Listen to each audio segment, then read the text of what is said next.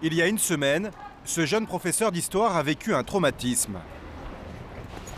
Il a été frappé plusieurs fois au visage par l'un de ses élèves en classe de première, âgé de 18 ans. Christophe Varagnac n'en garde aucune séquelle physique, juste un ras-le-bol. Aujourd'hui, à 36 ans, il se veut le porte-parole de tous ces profs qui, selon lui, n'osent plus se plaindre de leur quotidien de plus en plus violent. Je pense qu'il y a beaucoup de profs qui ont peur du regard des autres, notamment les autres profs. Peur de leurs proches, ils ont parfois honte même je sais pas, dans des discussions de famille du dimanche après-midi, par exemple, de reconnaître qu'en réalité, ils font un métier à la con. Je veux dire, un métier qui est beau à la base, mais qu'on ne leur permet pas d'exercer dans des vraies bonnes conditions. L'agression de Christophe a eu lieu dans ce lycée professionnel à Bordeaux. Ce jour-là, son cours porte sur la religion dans la République française. Un de ses élèves, Marouane, lui demande la différence avec le Maroc, où l'islam est une religion d'État. Christophe lui répond que ce pays n'est pas une démocratie et que les libertés fondamentales n'y sont pas respectées. Un constat qui agace subitement Marouane, dont les parents sont d'origine marocaine.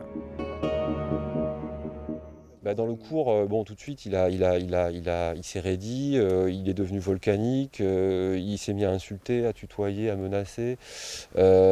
Physiquement, il commençait à devenir assez remuant, même s'il était encore assis à sa table, on sentait que ça bouillonnait à l'intérieur. Mais ce qui, je pense, a fait vraiment basculer la chose, c'est lorsque j'ai dit à Marouane, écoute, là tu vas beaucoup trop loin, je vais être obligé de convoquer tes parents.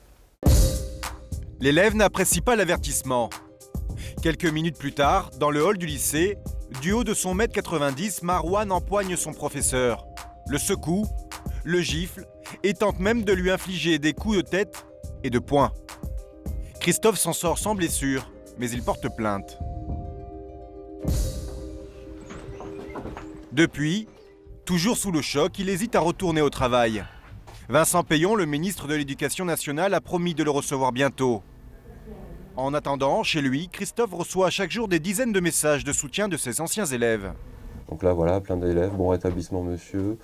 Bizarrement, quand j'ai entendu parler d'un prof d'histoire géo qui fait des débats, je ne sais pas pourquoi, mais j'étais sûr que c'était vous.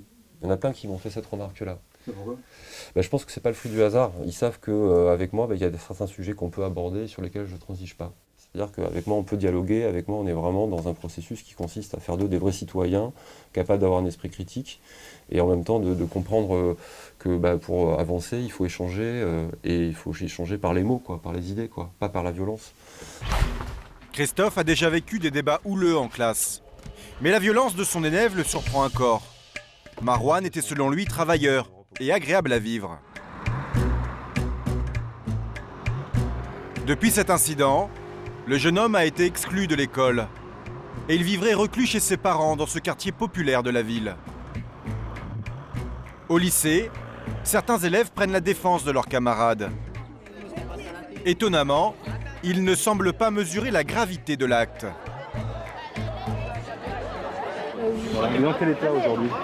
Il regrette ce qu'il a fait, c'est tout. Il s'entendait bien avec son prof ? Oui, il s'entendait très bien. Il l'appréciait ? Alors s'il a discuté avec vous, qu'est-ce qui lui est passé par la tête ? Je sais pas, il était énervé, je sais pas, c'est sur le coup.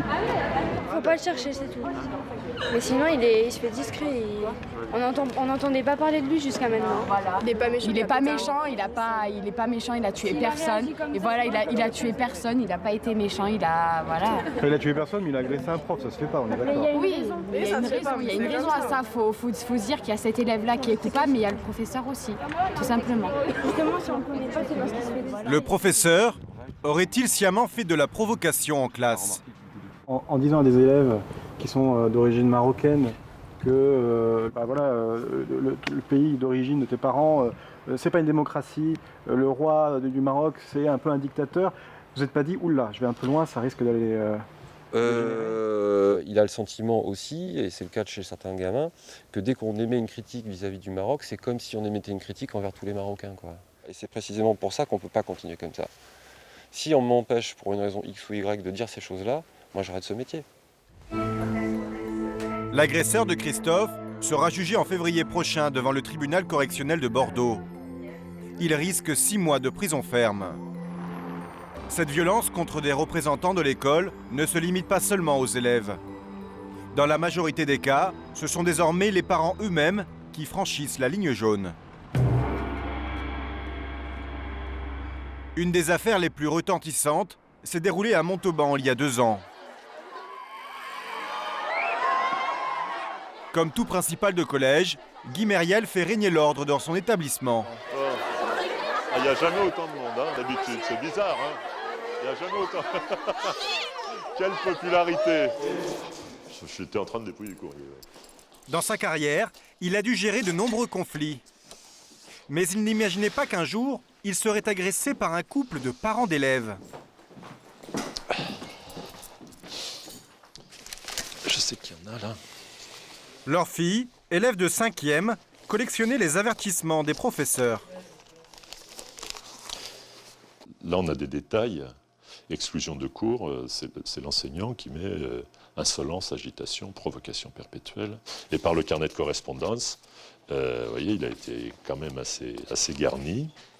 Les profs ont alerté les parents sur son comportement. Mais visiblement, ça n'a pas servi à grand-chose. Et lorsque le mot a été vu, la maman répondait en défendant systématiquement sa fille. C'est-à-dire ? Vous voyez, ma fille n'a trouvé personne pour lui prêter un cahier, pour rattraper les cours. En fait, elle n'avait pas fait son travail, etc. Eh bien, elle dit que ce n'est pas de sa faute, que c'est parce que personne n'a voulu lui prêter un cahier pour rattraper les cours.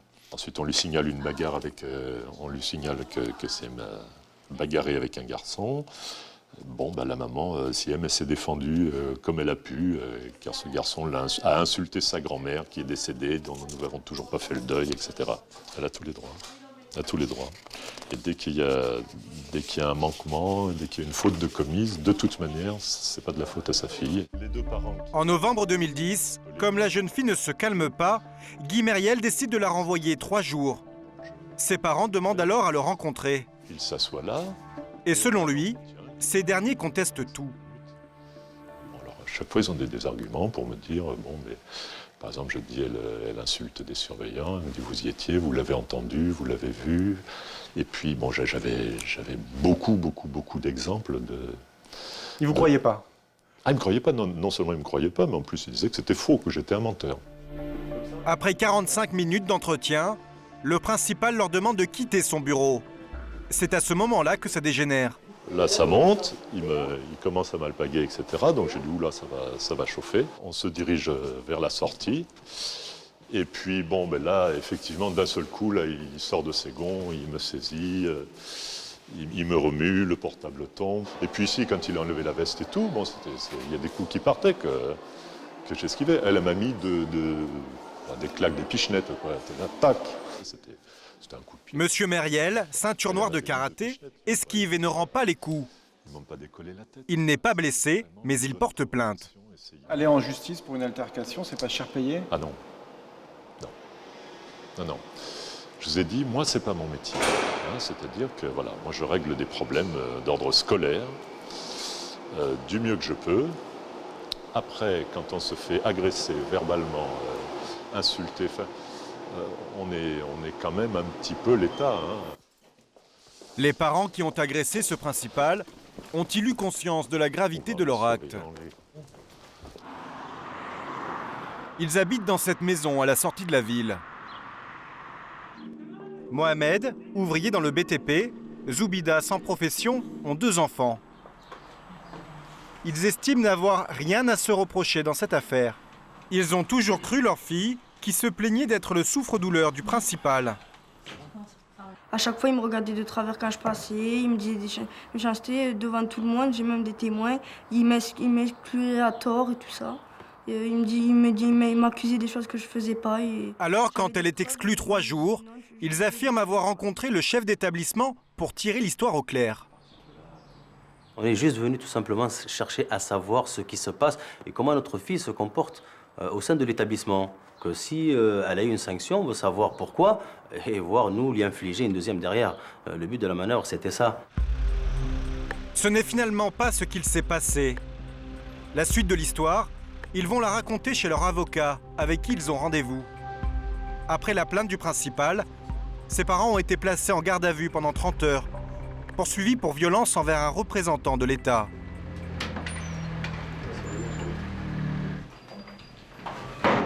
Bon, tu le grand jour. C'est le grand jour. Le grand jour, on va enfin avoir le résultat de la cour.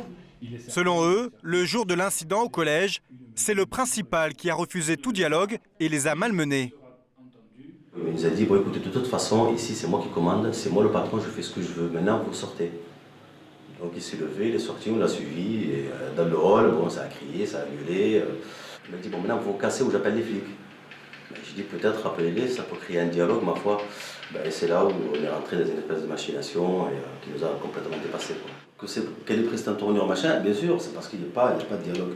Il n'y en a aucun. Cet après-midi, ils espèrent que la cour d'appel de Toulouse va pencher de leur côté. Mais à la sortie, ils déchantent. Les juges ont voulu une peine exemplaire.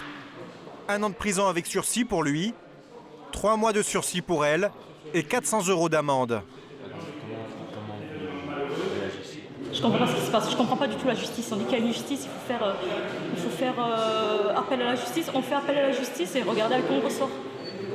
Non, on ira jusqu'au bout. Ils ont fait de notre cas un exemple. On a voulu mettre cette affaire-là en évidence et forcément payer pour des choses qu'on n'a pas commises et montrer peut-être au regard de la société française que voilà, quand on est mené à atteindre telle ou telle personne de la haute fonction publique, voilà ce qui arrive.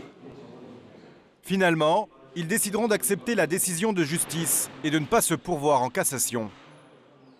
Selon l'Éducation nationale, seules les agressions verbales auraient augmenté ces dernières années. Mais tout de même, près d'1 enseignant sur 2 en aurait déjà été victime.